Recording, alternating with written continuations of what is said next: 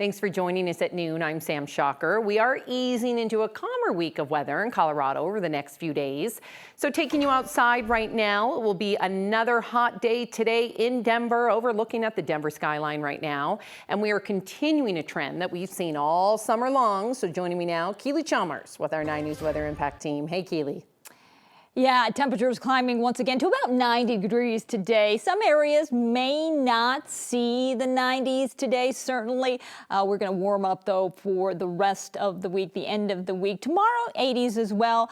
But Thursday, Friday, Saturday, Sunday, right on into the weekend, we're going to be back in the 90s. Horsetooth Reservoir, a few clouds in the mix, lots of sunshine. Temperatures right now in the low 80s. Current temperatures across the state, 80s across the Central Plains. Hey, 79 degrees right now in Akron. We're looking at temperatures climbing once again into triple-digit territory down across the Southern Plains.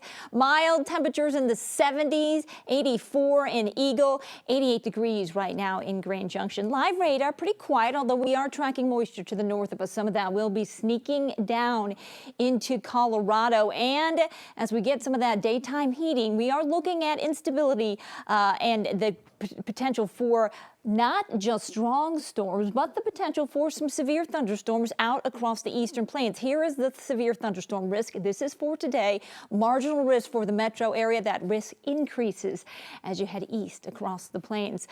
Slight storm chance for the Denver metro area this afternoon, 90 degrees. That is our forecast high. We do have an air quality alert once again in place from the Palmer Divide north along I-25. That goes until about 4 o'clock this afternoon. So the air quality alert is topping our weather headlines. Toasty temperatures. Again, lots of 90s, especially Thursday, Friday, Saturday, and Sunday.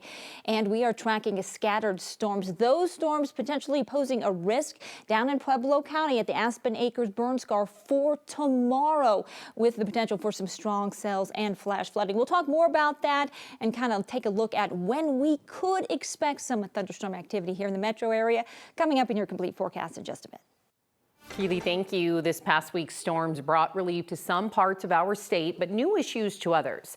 This is especially true for areas near the Aspen Acres fire. Hydrology experts from Colorado State University say the risk of flash flooding around the burn scar there is expected to linger for years.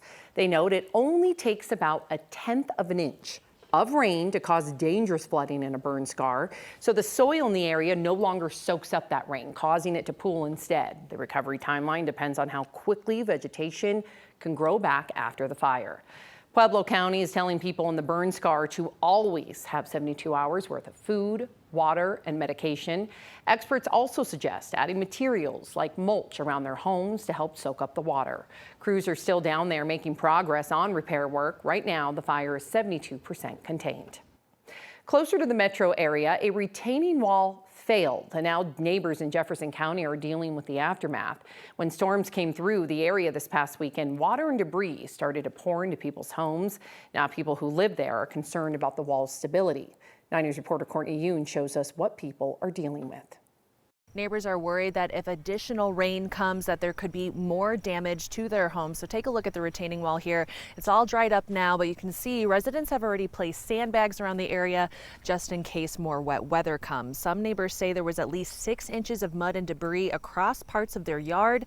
Take a look at this video during the storm over the weekend. So you can see this retaining wall under construction in the West End Ridge subdivision failed. It sent a lot of water and sediment pouring into the homes of residents in the nearby Dutch Creek Farms community. Families are placing sandbags around window wells and parts of the yard in case more wet weather comes. Neighbor Paul Clark says he's not surprised the retaining wall had problems during the storm, which is part of a new housing development. He's concerned about the 12 homes planned near the edge of the wall and wants them removed from the project. We don't have confidence right now that the integrity of the wall structure is sound, and if you load that potentially compromised structure with houses, it can be catastrophic. Jefferson County says it's aware of the storm damage and the impact it had on people's properties. Officials say right now their priority is controlling erosion and preventing any additional damage. In Jefferson County, Courtney Yoon, 9 News. Courtney, thank you. A man has been sentenced to 28 years in prison for shooting at another driver during a road rage incident. Oscar Granados was convicted back in April on multiple counts, including attempted murder. The incident happened in October of 2024. Dashcam video from a witness shows his SUV driving alongside a truck on I-25 near Highway 36.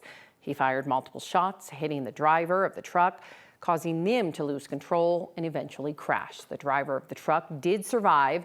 Now Granados will spend nearly 3 decades in prison. Well, switching gears here, Sundance Film Festival is heading to Boulder in late January next year. And this morning, the Sundance Institute made a big announcement. CU Boulder will be Sundance's official university partner.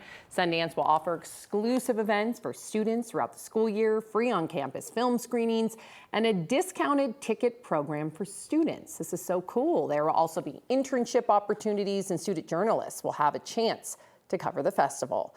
3 campus buildings will hold screenings. CU says they will be making upgrades to those venues and that it will cost several $1 million, adding that it's work that was long overdue. CU's Chancellor, Justin Schwartz, says the partnership is a win for the university and for Sundance too. They're getting access to one of the most incredible student bodies in the world. They're getting access to collaborate with our faculty. They're getting access to Mackey and Munzinger and Roe Green and these amazing venues.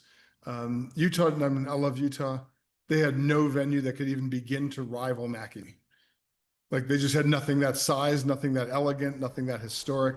So they're getting Colorado. So cool. We were in Park City for Sundance last year, and we plan on continuing our coverage of its move to Boulder. And of course, during the festival, when it makes its debut in our state, January 21st through the 31st of 2027.